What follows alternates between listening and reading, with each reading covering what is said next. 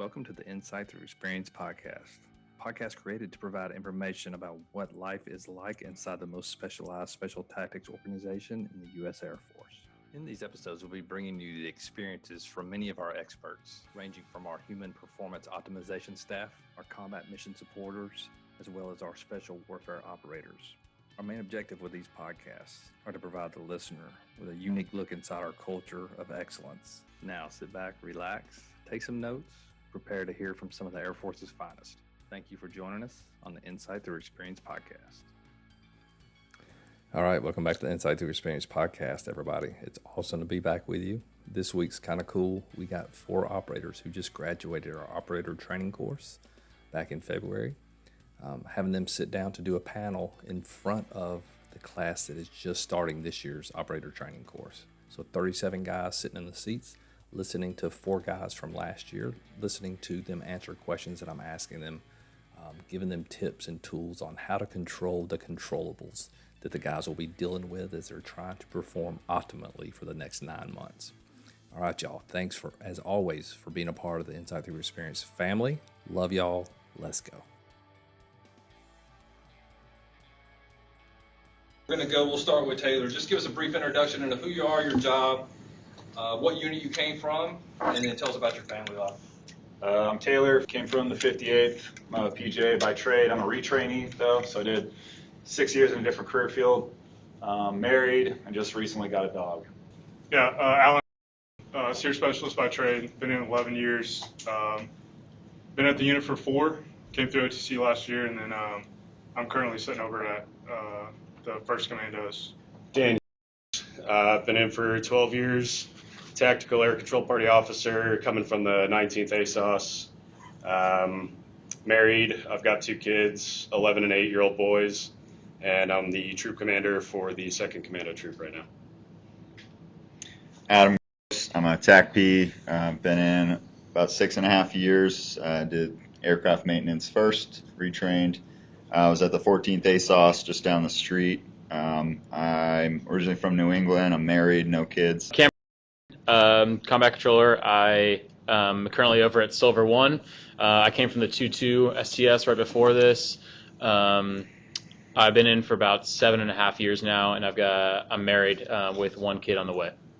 All right, guys. So Dan, we're going to start with you. Before we zoom in closer, I'd love for each of you to just spend about a minute and describe your OTC experience from the 10,000-foot perspective, looking back. Yeah, so coming in and sitting on the 1-1 position with Alan being my 1-2, initially taking the seat and just trying to kind of understand the culture, recognizing where an officer fits in versus where an NCO fits in, specifically like a troop chief, troop commander relationship. It's very different than what you see at the traditional ASOS. So it took me a little bit of time to kind of understand and get used to that dynamic. Once I did, you've got a lot of levity, putting workload off on the NCOs because they're going to run the guys. They're going to make sure that they're taking care of everything while you're kind of looking at the up and out. So just reframing my mindset to being that up and out communicator and letting him focus on the down and in and making sure everything is taken care of was pretty pivotal for me to start looking towards the things that I needed to do to be successful for myself going through the course, as well as helping out the team to make sure that they had everything that they required. But flowing through all of the phases from tactics into the FMPs, getting into the core skill sets, I got to kind of float around. I got to see everybody do their core specialty and try and take in all of that information and kind of have like that wave top understanding of how those different things interact with one another as you're going through those full mission profiles and you're trying to source the different pieces of information that you require to solve a contingency while you're out doing an FMP. That for me was huge to finally make that switch in my brain towards like I want to be a doer to I have to be a manager of people and expectations, both on the troop side as well as the up and out higher headquarters leadership side. Yeah, so 10,000-foot view, I think that for me, OTC, being troop chief was incredibly stressful. I think before getting into OTC, I maybe led like 3 or 4 people at a time. right? And it turned into 43, I think, is what we started with. So working close with Dan to understand like what it was we were trying to do, and then running that stuff down and in, it was incredibly stressful to manage that, but also manage my individual skills and stuff that I had to pass. I wasn't necessarily being graded on how to do troop chief duties, but the success at that made the team more successful and added less stress to everybody. I think on the individual side, like I had my struggles. We'll get into them, but balancing work and home life was difficult for me. I had a 4-month-old when we started OTC, and so like through tactics, there wasn't a whole lot of sleep. And then whenever I was awake, I was probably when I was awake and I was at home, I was probably building some kind of message for the troop to be like tasked out for the next day. So, but overall, like the thing that I valued the most through OTC was the fact that training is waiting for you. All you got to do is show up and perform. Like everything is there. It's already built out. The ranges are booked. Like everything's there. You just got to go hone your craft and be the best you can be at it, and just put your head down and work. Right? Like that's for those of you guys who have been around for a while. Like that's a sweet gift. It's just to go work rather than think about how to put all this stuff together to go do the work. Right? You're just going to do the thing. So. Yeah, that's kind of my 10,000-foot view. Yeah, pretty similar to Alan. I came from the RQS, so I was used to being a team leader in the RQS side, so I'd never really worked with controllers or TAC-Ps, SR dudes, SEER dudes a whole lot. So learning that like middle ground of what ST starts to look like compared to an RQS. And then I guess when I was like TL back in Vegas, it's like you're managing new guys or like trying to get them up to speed, building that like young dude into like an experienced guy, versus here when you're coming on a team and you're like an element leader or like the troop chief, you're working with like studs for the most part, and being able to like give them a task and stay hands off and just make sure that they like knock it out without micromanaging was definitely like difficult for me in the beginning, to say the least. So then like kind of like what Alan said, being able to do that and then not waste all my time making sure that the guys are doing their tasks, and as well as knocking out mine and staying up to date on like PJ tasks too. Yeah, I was coming from the 2-2 STS out at JBLM, and yeah, you're in a small team there of like 14 dudes. It's like typical of like ST units. And the training there is just like the training here is just on a much like larger scale. I would say like you guys are on a team with like 30 something people in this room, and then for us we started with 43, and it was just awesome to be able to take advantage of the training that you get here. Like Alan said, you just show up and like do your best. The cast trips, you're going and you're like operating out of a hangar with like the MQ-9s like parked right there, like all sorts of LNOs that are there ready to like help you out with mission planning, and then you go and do these like awesome dynamic like cast scenarios. It was just very, very different from what I had experienced at the 321st and the 2-2 before that. And again, just the size of the team, everyone has like their own like niche responsibilities. Like you see the PJs doing their thing, you see the TAC-Ps are like moving into the commando role, like almost learning a whole new job, and seeing them like do their piece while you're focusing on cast. And the way that everyone like comes together was super, super awesome, and not like anything I had experienced like in my SC career. Yeah, the first couple weeks are really just running around with your hair on fire because everybody's just getting to know each other. You're trying to figure out the schedule. You're trying to figure out how all the pieces fit together. So that can be pretty hectic. And then once you kind of get in the groove, it's a lot of Groundhog Day. Like you're doing different things throughout the course, but after a couple months, it's like you're waking up, you're doing the same thing, you're waking up the next day, and all the days kind of run together, so just kind of be prepared for that. But like Alan was saying, just being able to show up and work is pretty awesome. As opposed to like the 1-1 and 1-2, I was like a 5 or 4 IC throughout pretty much. And there's going to be a lot of times there's so many dudes and there's so much planning that not everybody's going to be involved. They're not going to be in this room like planning. So you really have to find ways to support the team outside of that, and they're not going to have the time to like task you with stuff all the time. So you just kind of got to figure it out and make it happen. Coming from an ASOS, like obviously we don't have the resources at an ASOS that they do here. So that's a pretty cool experience, just getting exposed to the amount of training and the diversity of training that they provide us here, and it's all set up for us. What do you find the most challenging to manage during OTC? And I know it's a broad question, and I mean it to be. How'd you deal with it looking back, and what you wish you could do better? I'll start off kind of like mirroring what Alan said about Groundhog Day, is that not getting like wrapped up in the axle and being like, holy shit. Like it's a long course, we got 10 months ahead of us. We're on like week 1 or we're on month 1. Like this feels like it's going to take forever, and just trying to take advantage of every day, because like when you guys get into CQB, like one day is going to feel similar to the next, but there's so many opportunities to like learn or make a better impression that if you like think about like, hey, I just need to get through this week of CQB, or I just need to get through this week of like TRS, you're going to miss like pretty much a lot of what OTC is about, is like getting to like every single second of every rep.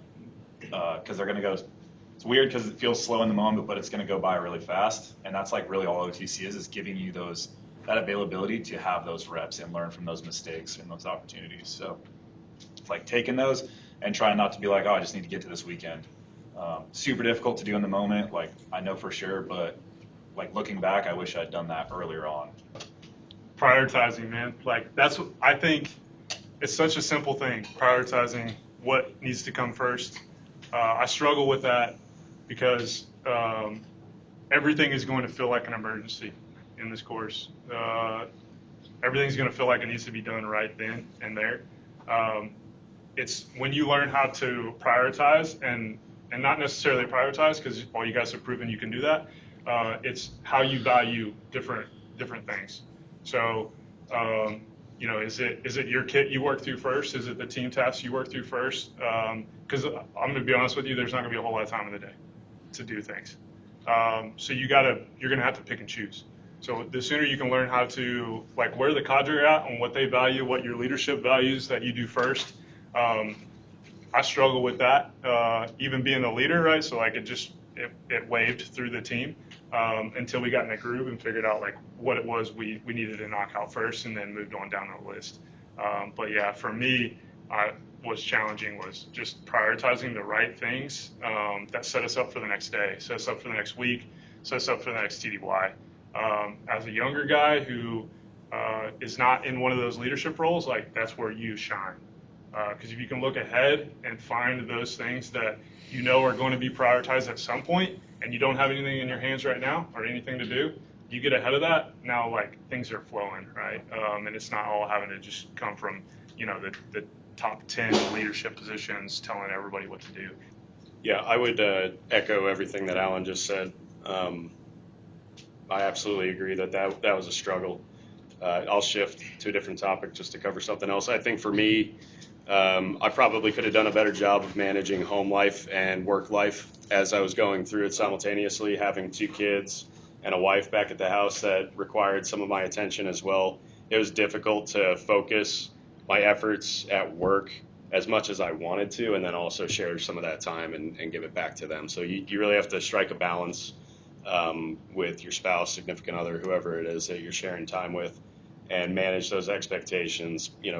Provide them an outline of your expectations for when you are home and what you kind of need from them to help support you as you go through this course, and then recognize that it's a two-way street, and manage their expectations of what they can expect from you when you are back home and you do have time to give back. That was something that I think my wife and I could have got after a little bit earlier to make it a little bit less stressful, especially in the early stages of this course, because the early stages of this course are very fast and furious. You guys are working long days, and you're going to start going TDY before you know it, and it's all just going to accumulate, and you don't want to leave things undone back at home while you're out and you're trying to focus on what you need to be accomplishing right then and there, that task in the moment on that TDY or in the house or wherever it is that you guys are supposed to be. mentally?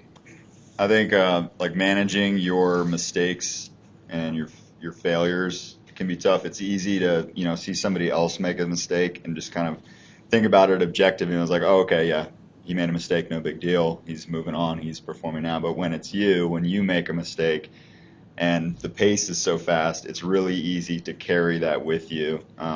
And getting yourself out of that, there was a couple times where I kind of fell into like a survivor mentality where it was like, I'm just trying to get through this next run or whatever. And that can degrade your morale pretty quickly. So managing that, your expectations of yourself, and just being able to kind of leave the last run behind, learn from it, and then move on. Took a little effort to kind of get out of that mentality. So that's something that probably everybody will deal with at some point. I would say my biggest challenge with OTC actually started like before I even got here. I'm like a chronic yes man. I just like say yes to doing everything, and so I didn't really set myself up for success to like start OTC to begin with.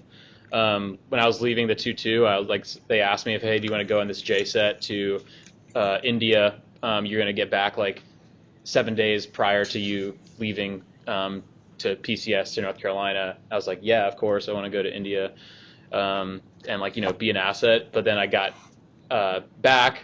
My apartment wasn't packed.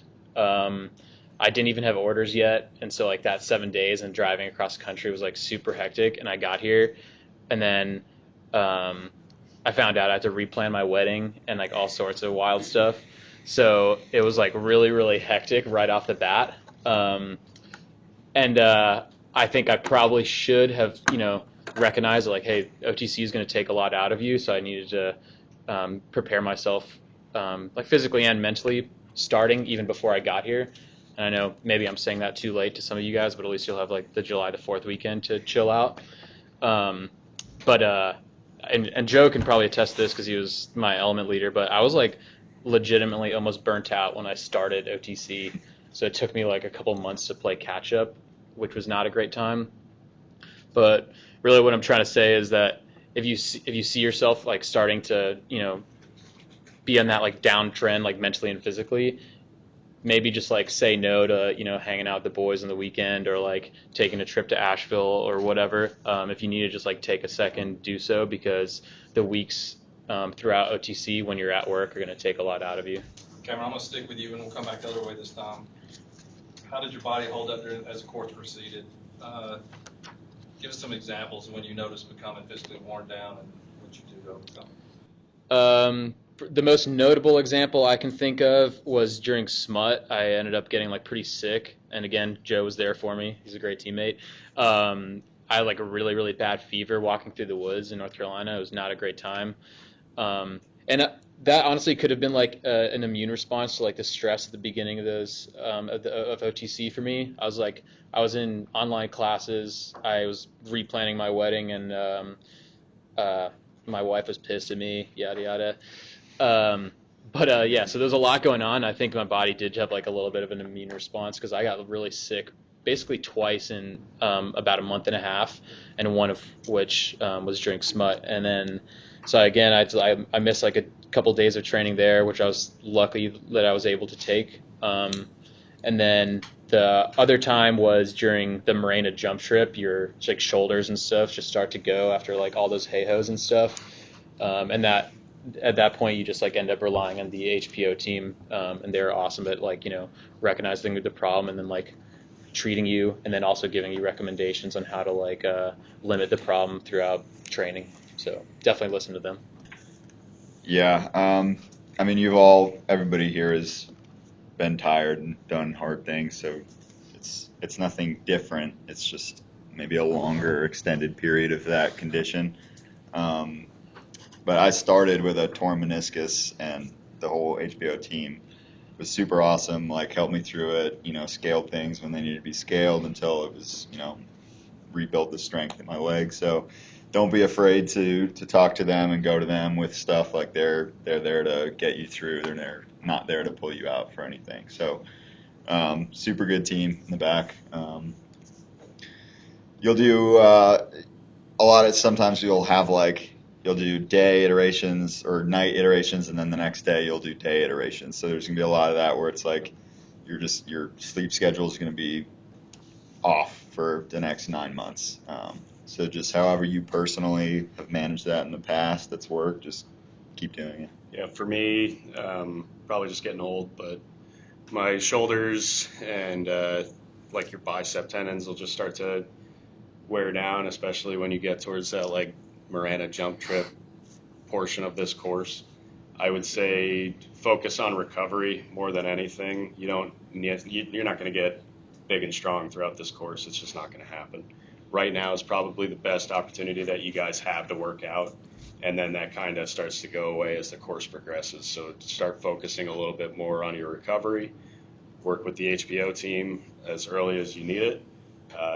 Great resource. They'll take care of you, and like Adam said, they're not trying to pull you out of training. They're trying to give you what you need to keep you pushing through to that finish line. So HBO staff's been mentioned a bunch. Those guys, I had a ACL surgery prior to starting team. I think when I did ANS, I was like 7 months out from that surgery. Those guys, like, obviously got me into a place where I needed to be at to perform well. So, again, I'll echo their praises. But be honest with you, I didn't really have too many physical issues on team, and I think I attribute that a lot to just having a good workout routine. Going in, I didn't like skip days because we were training the night before or whatever. I just kept going in because I'm old and my joints hurt whenever I don't squat or I don't move them. And those guys are going to do that for you. They're going to put workout plans together that keep your body moving. But the moment you like take the foot off the gas on working out is the same moment those injuries I think are probably going to start to pop up. At least that's what I think. I feel. So stay on that. Stay on a movement routine. Workout, like obviously you're probably not hitting like powerlifting type of workouts or whatever you were doing before, but just keep the body moving, and then that will keep everything loose and hopefully avoid injuries to your team. I'm just going to get the plug out there. PJ is probably not going to be able to just work out every day because physical labor is our profession. But more specifically, like knowing what blocks are coming up. So like for Jay specifically TRS, if Steve and John are not going to be available, like getting with them ahead of time and getting some sort of like plan or like gear that you can take with you, because recovery and rehab is going to be like name of the game. Kind of like Dan said, you're not going to be maxing or getting a new PR. So staying on top of that and then trying to get in some sort of like nightly routine that not only physical but like mentally resets you. So like early on in SMUT, like I'm terrible about recovery, I'm terrible about stretching, but I'd go home from CQB and I'd like get a lacrosse ball and just try to like roll one section of my body out. And that was like my nightly like 30-minute reset to like help mentally cue me in like, okay, today's over. We're like prepping for tomorrow, and then, you know, body felt a little bit better in the morning. So staying on top of it. Shout out to John and Steve. You guys are homies for putting up with everything. And then just talking with them, like communicating with them. If, you know, you had a rough scenario the last like 3 days and your body is like beat down, like going to John and be like, John, dude, can we do a recovery session this morning? And he was pretty like able to make that happen and work with Steve and Lance and get their like recovery experts in there. So like open communication with HPO was key. How did y'all prioritize recovery? What did you do? When was it most important? What tools did you use? What are your thoughts?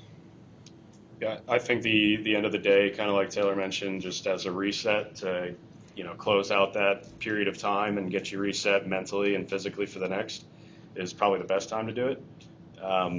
We were fortunate enough to be issued like a modality kit that we were able to take with us, like the different pieces that you feel most comfortable with between the foam rollers, the crossballs, the massage guns, all those different types of things. So use that stuff for what it's there for and supposed to be used for. Talk to the HPO staff, have them come up with a routine with you. You know, whatever it takes to focus on your weaknesses to not let them amplify and become an issue further down the road, I think is huge. I would kind of tell my wife, like, cause she works from home, so she's home all day, and I come home and then she wants to talk, and everything. So we kind of had like a deal where it was like the first like 20, 30 minutes, like just don't talk to me very much. And I mean, it wasn't that harsh, but it was really good because then I could just kind of chill. I'd like put my phone away, do some like breathing or something, just chill out, and just that helped me just kind of get in like go from like work mode to home mode, and then my whole body would just sort of relax after that. Yeah, for physical recovery, I mostly, this might sound dumb, but like walking my dog every evening was helped a ton. And then stretching in the shower, honestly, as lame as that sounds as well. Those two things helped me. And then for like mental recovery, I would like listening to podcasts and stuff like that. I'm a big history nerd. I just listen to like a ton of history podcasts and like shut my brain off for a while. But really, it's just about finding something that works for you. I'll just say, did they get the mobility modality kits this year? They will, yeah. They will. Just like taking that stuff with you, like it's a little bit extra weight, but I took a Theragun and then the little like vibrating ball with me everywhere, so that when you're in your hotel room or when you're in like the trailers, if they're going to Georgia this year, just like while you're sitting there shooting the shit with the boys, like hitting the Theragun or rolling out or whatever, taking the time to like maximize effectiveness, I suppose. All right, let's talk nutrition, because man, what a freaking rough ride it is as you start going TDY. But let's go down. We'll start with Dan again on this one. How did you manage the nutrition during the course? Did you meal plan, and what should you have done better looking back? I could have done a lot better with nutrition, I'm sure. Yeah, meal planning at home is easy to do, and my wife and I do that already. So whenever you're home, no problem. Just factor in making the different meals that that you're going to need to show up to work with, so that you're not having to run away from here and go find some food, because your lunch times might be limited. You don't really know getting into the day what it kind of holds for you. So just coming prepared with like a cooler full of food to get you through the day is probably your best bet when it's here locally. If you can mirror that when you're TDY, good on you. I did a pretty bad job of that. I would just get whatever I could. You find the time and you go out and you just get calories and you just try to eat as healthy as you can. And you guys will see when you go TDY, just lean on your troop leadership to kind of figure out what those schedules look like ahead of time to the best of your ability, so that you can map out some of that stuff and not find yourself in a situation where you've got 30 minutes for lunch and you're like, where is the nearest food? Work through that ahead of time so that you guys have a plan, and you're not missing meals. There's a Waffle House in every city you're gonna go to. One thing that happens to me, like if I'm tired or stressed, like I lose my appetite, and that hems me up because I don't feel hungry until it's too late, and then it affects me pretty badly. So, if you like planning ahead, having something available so that even when you're not hungry and you have a minute, like just eat something, just get something in you. That's something I have to focus on, and I fail at that quite often. I actually did do quite a bit of like meal prepping on Sundays and stuff when you're doing local training. Just taking like the decision making out like throughout the weeks. Like, yeah, I know that I'm gonna eat this Monday, Tuesday, Wednesday, Thursday, Friday. It's already made. And then doing the same thing with breakfast. So like if you have these early mornings during OTC, like I'm of the opinion that the less decisions you make, as soon as you get up, the better, really. So just like having breakfast already planned out, and then when you're TDY, I ended up like trying to like using the Notemeal app to kind of watch what I ate. But after I got sick that second time during smut, that kind of just like went out the window, and I just started eating just, everything I could all the time.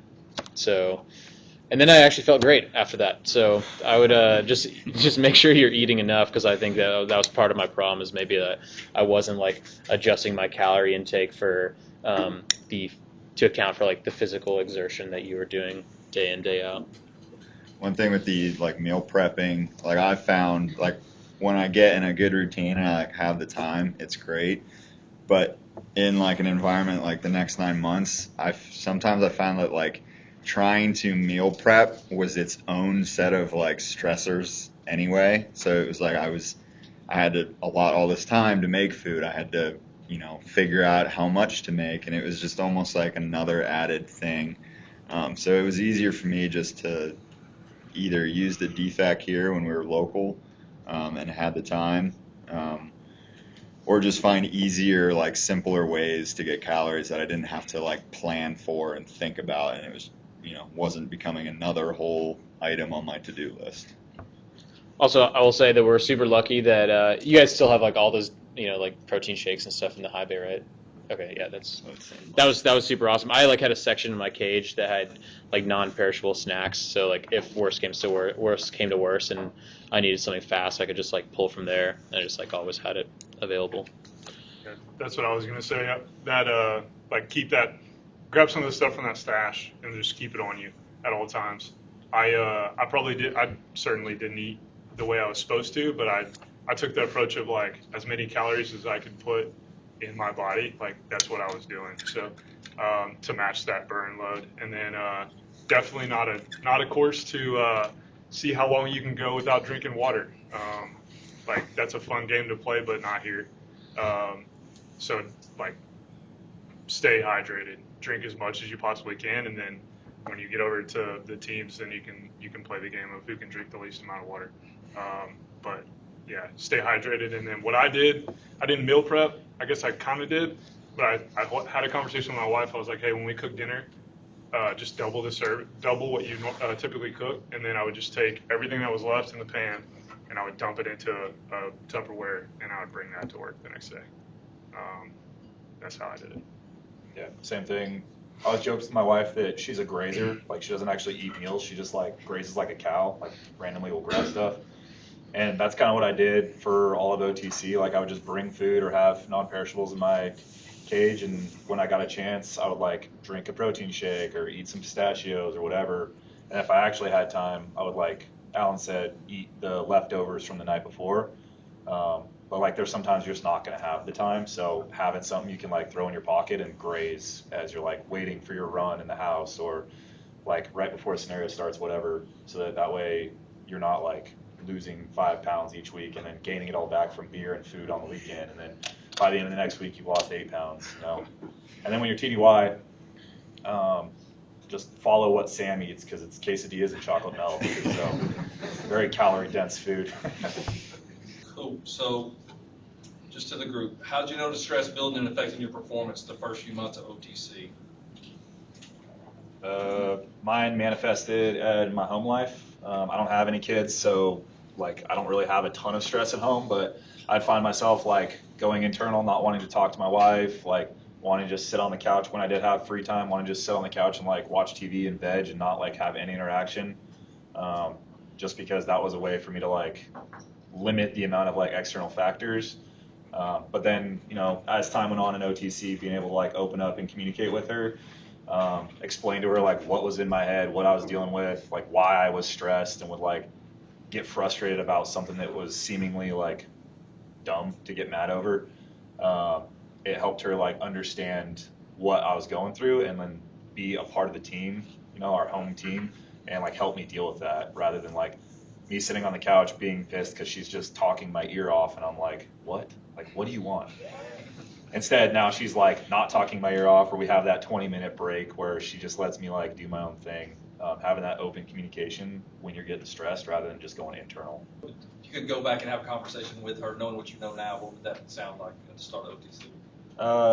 So like eventually when we got to that point with my wife, it was, you can only tell your significant other certain things about this job, but like trying to paint a picture of a day, like a stressful day for you, so that she can kind of like put herself, my wife is very empathetic, so she can put herself in my shoes and be like, yeah, that does sound like a hectic day, like I get me talking your face off, or me asking you to like cook dinner after I did nothing all day, or I just like hung out with the dog all day.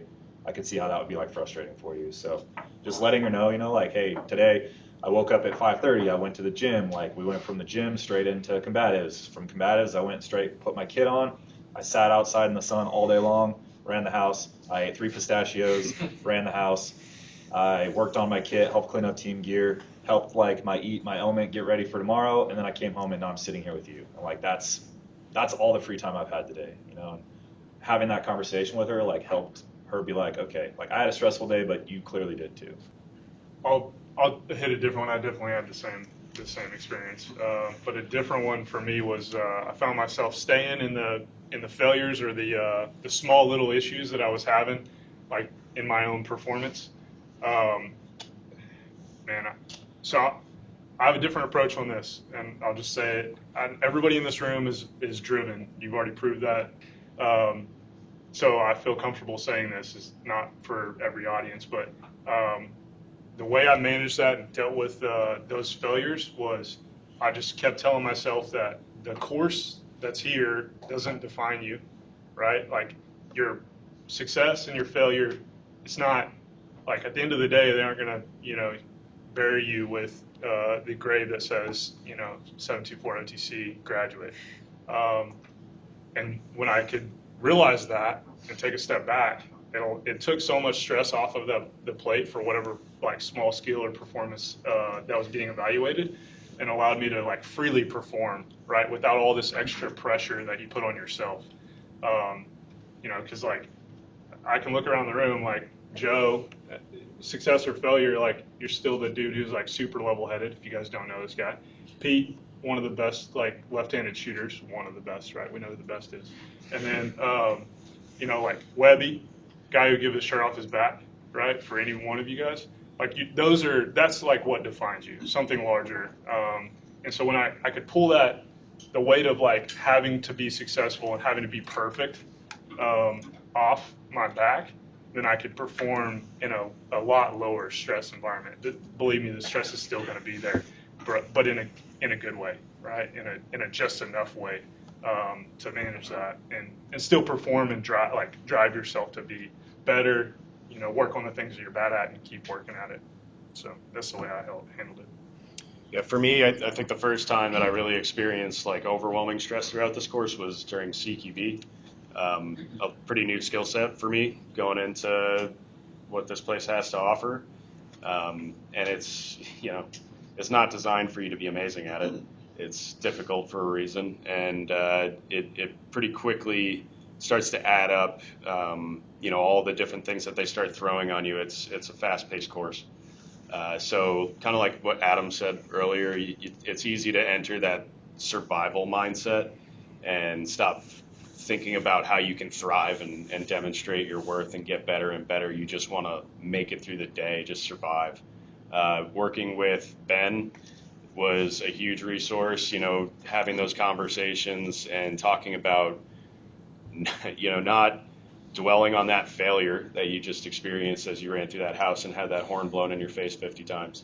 And instead taking away little bite-sized chunks of what you can improve upon next time to demonstrate that you are trainable and that you are retaining that information and you are capable of applying it in the moment, I think is important for you to maintain an appropriate mindset and not go into that cave and be just a survivor, just trying to make it to the end of the day and get through the end of tactics and, just crawl through the finish line that is this course, right? Like you still need to demonstrate your capability. You need to showcase that you are able to adapt, learn, and get better every single day.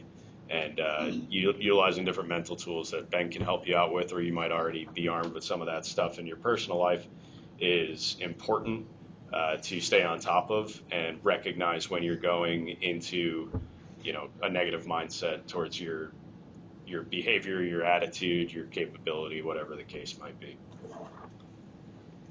Yeah, Dan and Alan pretty much said everything I was thinking.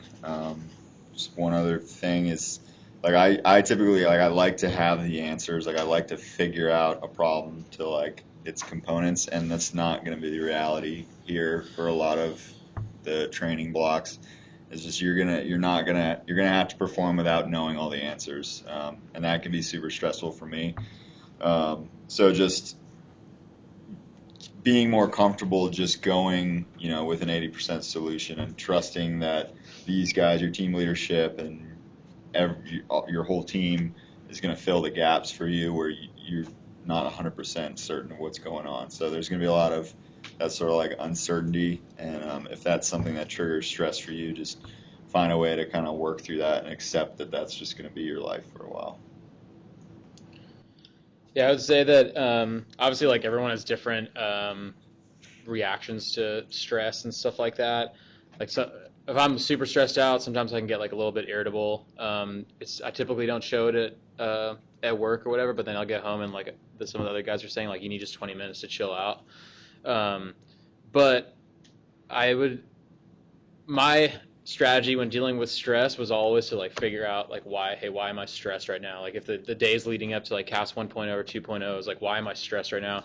And through this course, almost every single time the answer was because you care. And yeah, you care because you want to be the best and you want to be like a good teammate to everyone on your team.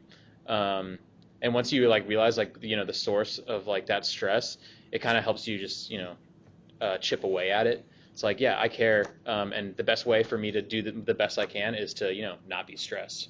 And I know that's like easier said than done sometimes, but really like I would implore that you try to find the source of that stress, and then once you narrow it down to something that's small, it's like a lot easier to deal with instead of some like overwhelming thing that's just clouding your decision making and stuff. All right, staying with the last question real quick, but I want to know from you guys, outside of your 5 personal experiences, what did you see when other guys got stressed? And what did you see them do successfully, or what did you see guys doing that maybe tripping them up and what added to their success? Yeah, I'll hit this one.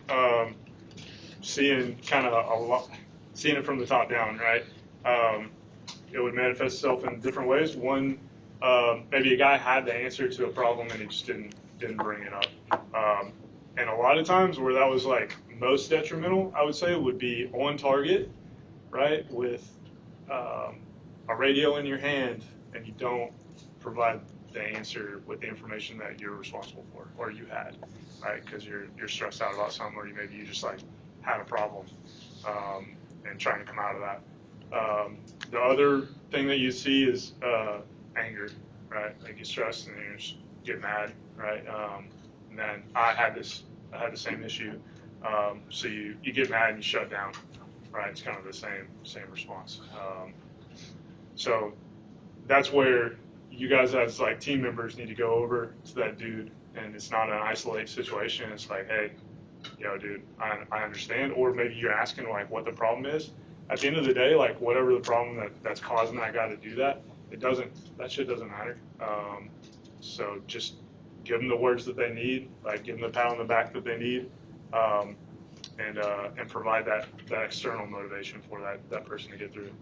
Yeah, I think there's a big difference in the career fields and shred outs once you guys get through the tactics phase and you start focusing on your individual core skill set. And I got to experience both, right? Like I got to go watch the PJs do TRS stuff, and then I also got to watch the controllers go do their CAS bowls. And it's just very different, and I'll let Cam and Taylor kind of talk through those individual experiences because they can better than I could. But for like looking at the controllers and watching a guy have a bad day, one thing that I thought that they did really well was they came together as a group, and just like Alan said, they would insulate that individual and not isolate them. They would help them out. They'd mission plan together. They would work on products together. Like the support system was real. And it can be in that environment, right? Like they have products, they have do-outs, they have pre-planning that they can accomplish. So I thought that those guys would come together and do that really well to support their fellow controller. The PJs, not so much on the pre-planning side. It's really difficult. It's just like a problem introduces itself and you have to solve it in real time, and it's not a team event, right? Like you're busy and so is everybody else, and you guys are all working on something individually. And what comes out after the event is the debrief, and you kind of highlight the things that guys are strong and weak at. And what the PJs did well of was coming together to train an individual on a specific event that they were poor at so that they would be better at it next time. So I think you guys, you need to lean on each other. You need to insulate, and you need to highlight strengths and weaknesses and help guys rise to that occasion versus watch them drown. I would say that some of the responses that some people had to stress were getting wrapped around like details that really didn't matter in the long run. Like there was dudes where they were like maybe had a bad day at like CQB, and they'd come and ask you like, all right, where are the targets in that room? I'd be like, dude, it doesn't actually matter because we don't know if instructors are in there just changing around the room, which they probably are. Just like, you have to take these problems as they're presented to you and then come up with like the best solution, and just treat every single rep like it's the first one, and that you're trying to just crush that one rep instead of getting wrapped around these like minor details. If for controllers specifically, it would come up sometimes in for mission planning, and for some reason, like specifically with sensor plans, like for the controllers in the room, like yeah, sensor plans are super super important, but if you get to actions on and your infill sensor plan was perfect, but actions on everything changes, then like what was the point in spending 7 hours doing a actions on sensor plan that changes immediately? Like, yeah, you should have one, but don't get wrapped up in details that are going to stress you out for 7 hours prior to going out and executing, because otherwise you're just wasting your time. If I could hop on that too, you don't need to waste your entire life planning for something that's inevitably going to change anyway. You guys all know contingencies are going to occur. It's your response to those contingencies and those changes that really matters. So if you're incapable of being flexible in the moment and shifting your plan, and you're not, like, if you're one of those individuals that needs to stick to the script, you're not going to be successful. You need to learn to let go and be flexible in those types of environments. So just remember that. Yeah, kind of echoing what Mr. Free said earlier, is like that fear of the unknown causes a lot of stress. And there was like one instance where for the PJs, we had a rough schedule of like what scenarios we were going to get, with like rough numbers for patients, what the scenario looked like. And we're like, oh yeah, like game on, like we got this. Let's backwards plan to figure out like who's doing what, who's going to carry this, who's going to carry that. And it didn't help at all. Like knowing that information ahead of time, like probably only made it more stressful, because it was like, all right, we're going to finish this scenario, and then we're immediately going to get re-rolled. Okay, like we got to start prepping all this stuff. And like it didn't help us. Like if we had just not known that information, the outcome probably would have been the same, if not better, because we wouldn't have been like worried about it the whole first scenario we were doing. So for individuals though, like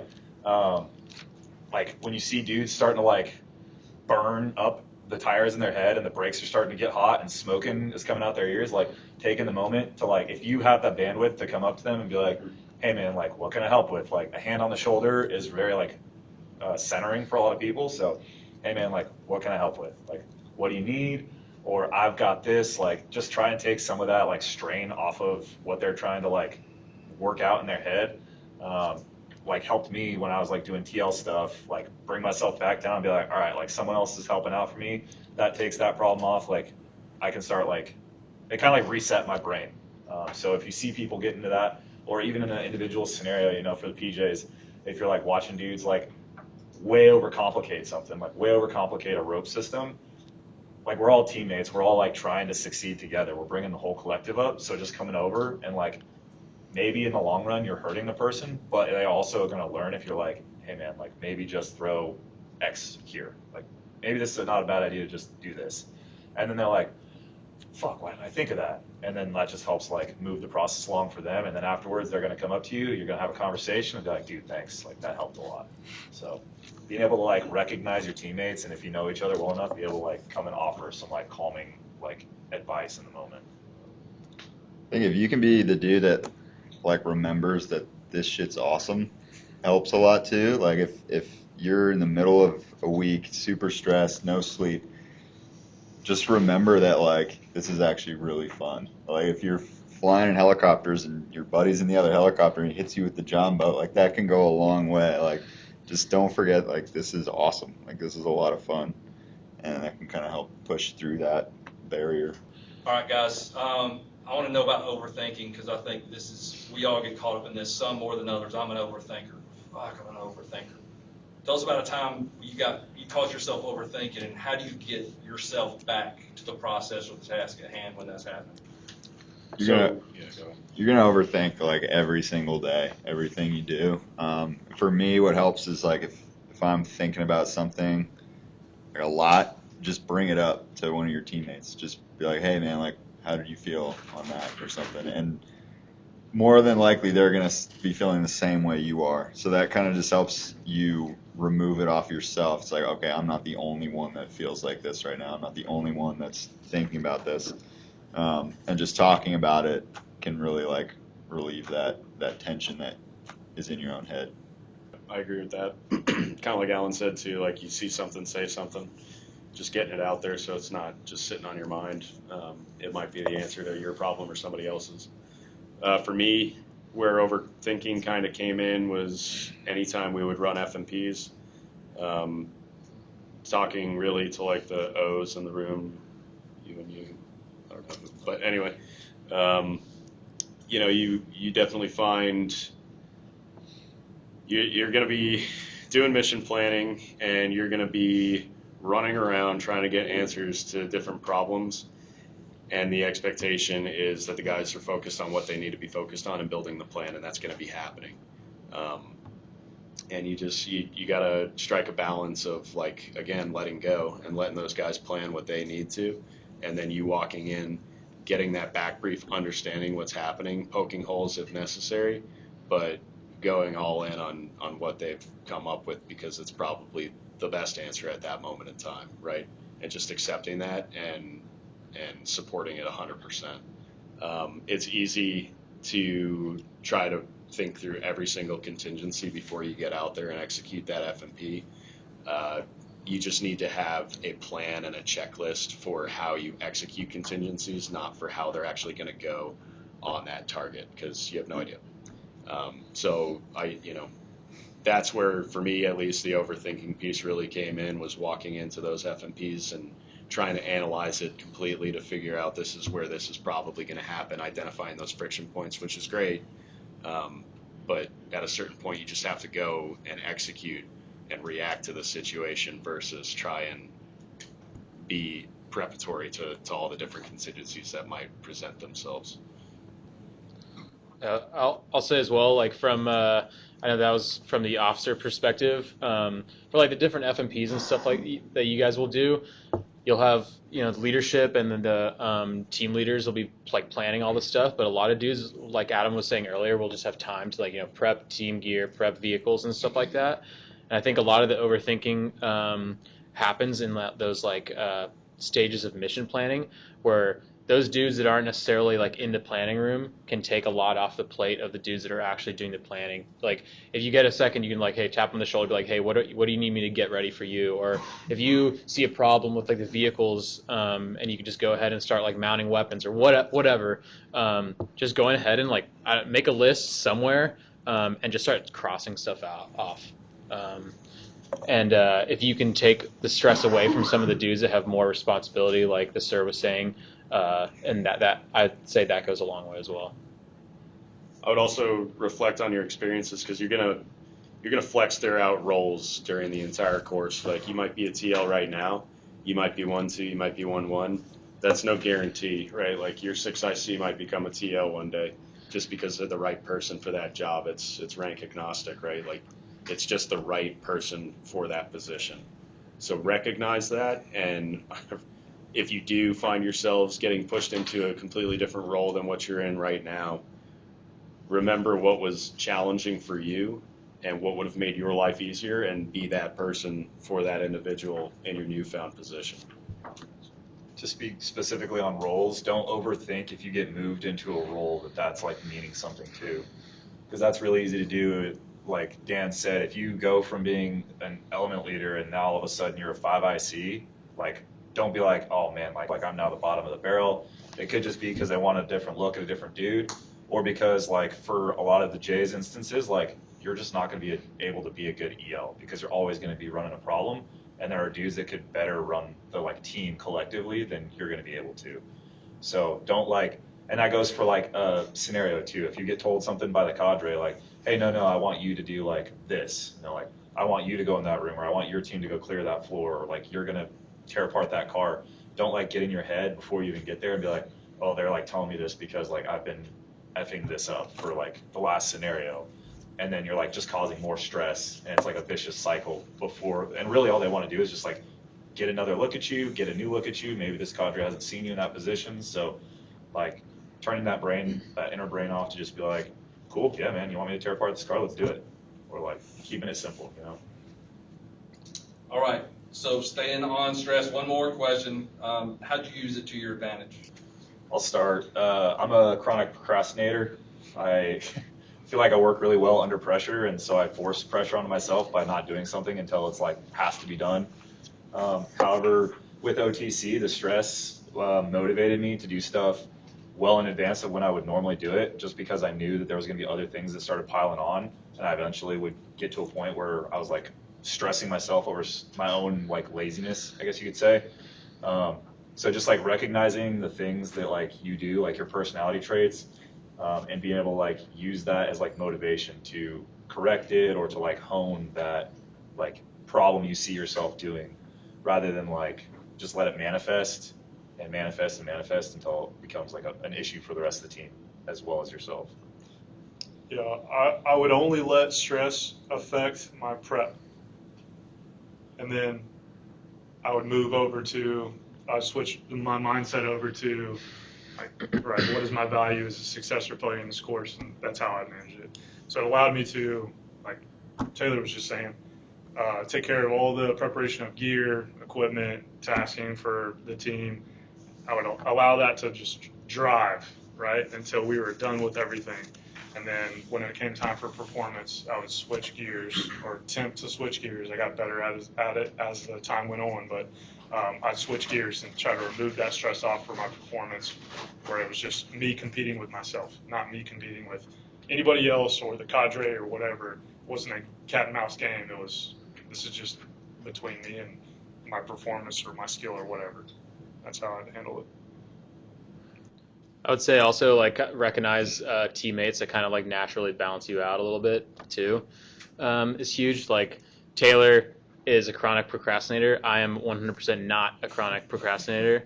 But there's a lot of times like when we were our most recent TDY, like those times where he'd be like, Cameron, you need to freaking chill out, man. And he was right. Like you have these dudes, like it shouldn't be like a big effort, for another dude to like babysit you to like level you out. It's just there's going to be teammates that you have that just naturally do it, and like gravitating toward them. And all you guys are going to be awesome teammates. You don't get picked up if they think that you're not going to be an awesome teammate. And so really like identifying those dudes that are going to help level your head out is really, really important. All right, let's switch to home life. I'll just read the question and let y'all manage it. So how did you manage your home life with the training schedule? Some of y'all already mentioned this a little bit. And what lessons can these guys apply to bolster their ability to do it earlier than maybe you guys figured out? I think one of the best things that this course offers you, like Alan was saying earlier, is you just show up and train. You don't have to put a ton of effort in to creating the training event. That's not your job right now. And you're also blessed with this product, and they give you this calendar that tells you exactly where you're going to be at and when you're going to be there. Use that to your advantage. Give that to whoever is back at home and relying on you so that they have an understanding of what you're doing and when. And then you can kind of manage those expectations of where you can make a wedding or you can't, that type of stuff. One thing I kind of touched on earlier, the leadership that you guys have, lean on them for clarity when you guys are looking at those calendars and it's not making sense. Like, okay, this has us blocked off from Monday through Friday. The assumption is I'm traveling Sunday and Saturday, right? Don't make the assumption. Go find out the answer. Talk to your troop leadership. Let them go have that conversation with cadre. Figure out exactly where the travel times are so that you can, again, set those realistic expectations of where you're going to be and when and what you're expected to be doing.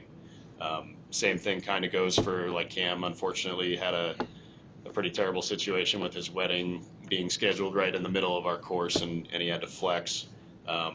We told the guys when we started this course, like, this is where your focus is at. This is where you need to be at mentally and physically from June through March, right? That doesn't mean that you guys don't already have life events that you've scheduled because you're regular human beings and you guys forecast stuff out, right? Yes, it's true. The course demands your time and attention, but again, nobody knows that you have something going on, like a kid that's about to be born or whatever the case may be, if you don't elevate that and bring it up to your troop leadership so that they can communicate that to cadre and give you the time and resources that you guys need to be successful at those life events. So just communicate that stuff early and often, and use that calendar to your advantage. The family stuff, it does not get better with time. Bring that up to leadership as soon as you see it coming.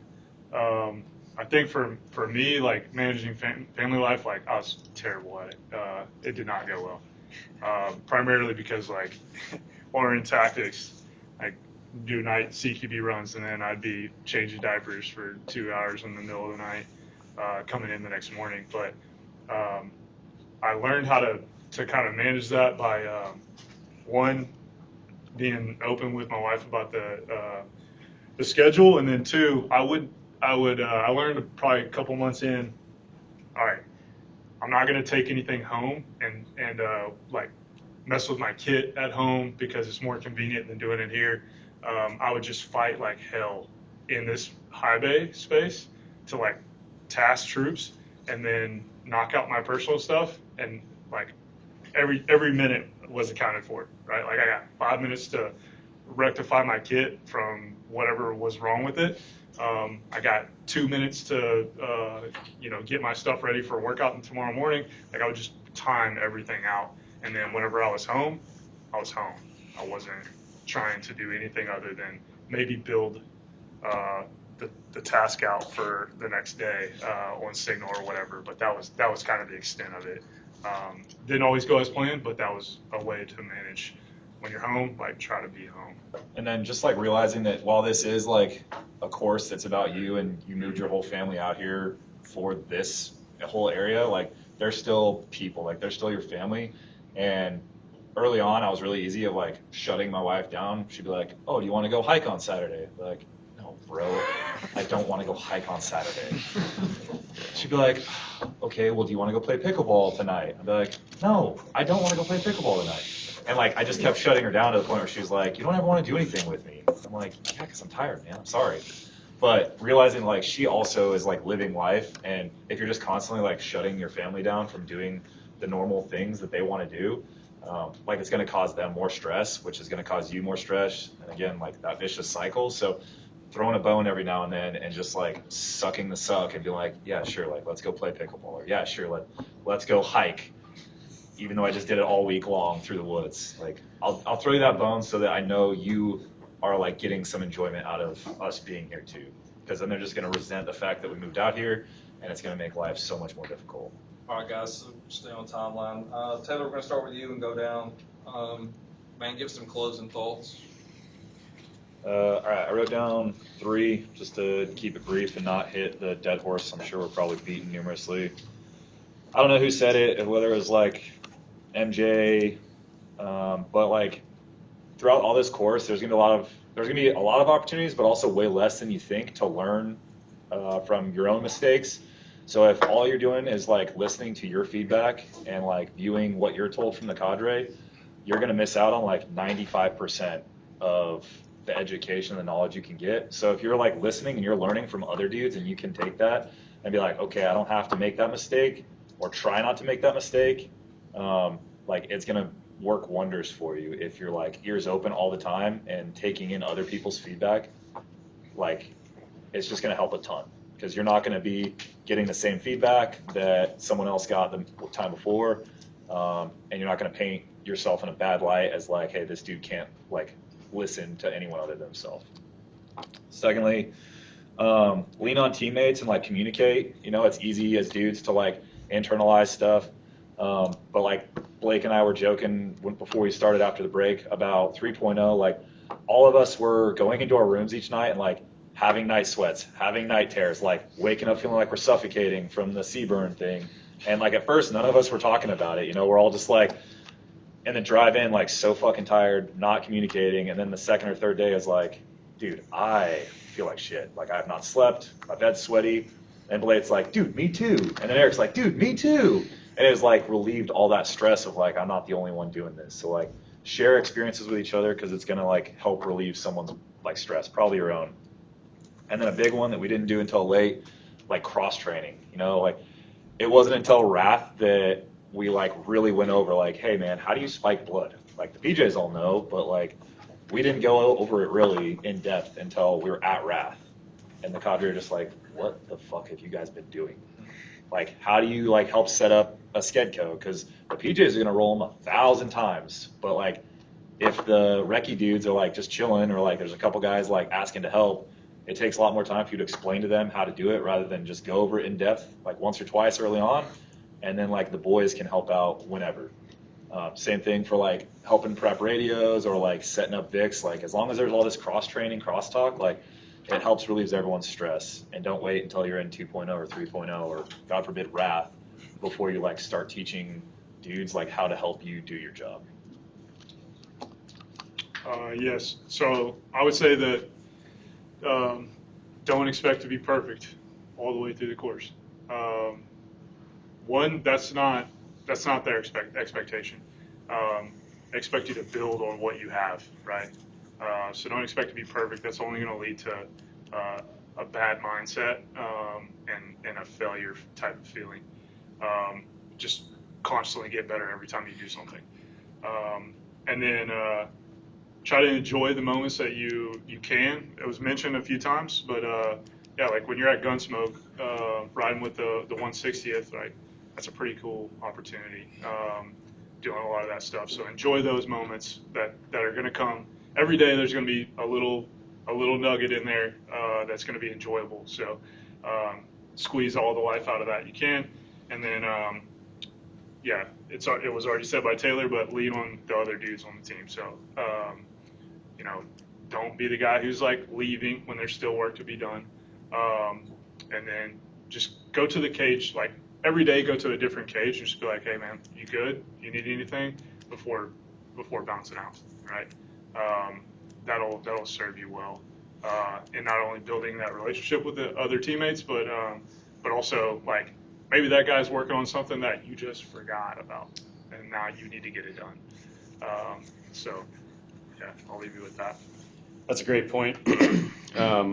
Knowing your role and looking out for one another, I think, is huge. So definitely, find out what it is that your specific position does and has time to do and does well, and make sure that you guys are staying on top of that and helping one another out, making sure everybody's successful, because at the end of the day, you need everybody in this room when you go out and execute an FMP to do their job. And if one guy's messed up because his radios didn't get put on a charger or something like that, that's going to have trickle-down effects that's going to affect everybody in here. So make sure you guys are knowing your role and you're executing what you have time and bandwidth to take care of to help out the common, the greater good, right?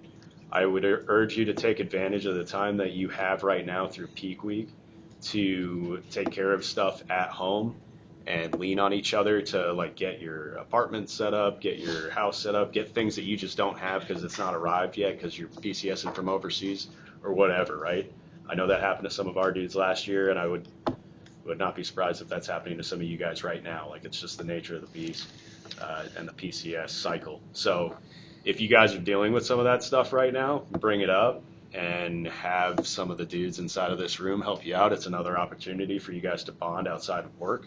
And it's also going to help you get your mind right so that you can truly focus and go all in on this course and not have all these lingering loose ends back at home that you need to go back to at 8, 9, 1 o'clock in the morning, whatever. And you got to take care of that before you show back up the next day, 7 hours later. So yeah, I would just encourage you guys to take care of everything and anything that you can right now, applying some priority to it, so that you guys can be freed up mentally and physically to crush this course and not have anything restricting your ability back at home. For the commando guys, just understand that most of you we're learning a new job. So just be open to that and understand that you're not going to know what you're doing a lot of the time, and it's going to be new skill sets, new environments, and just accept that you're learning a new skill set. For the J's and controllers, it's important for you to also kind of understand that our OTC shreds are going to look a little bit different, but just understand that the commando guys are learning a new job and being evaluated on it throughout. And then when you come back together, kind of like what Taylor was saying, a lot of the like FMP scenarios, most of the contingencies are going to be controller and PJ based, just because that's the nature of them. So if you find opportunities to help them, like don't be afraid to get your hands dirty. Don't get stuck in the like, well, I'm just going to hold security on this door because the PJs have a problem and it's not really my problem. No, like go get your hands dirty, like find ways to help those guys and learn their job so you can support them and help them. I would just say, in my opinion, like little things are often the things that have like the biggest impact, and that is the case at work, like with your personal job, at work with like helping teammates, or your home life. So for controllers, just like be very, very proactive about building 9 lines that you might not even use. Just like takes 30 seconds, just go ahead and do it. If you see someone struggling at CQB and you have the opportunity to like jam their mags for them, just do it. And then like home, like dude, I don't know if your wife has a favorite type of flower, just like buy some on the way home or whatever. Sometimes those little things have a huge impact.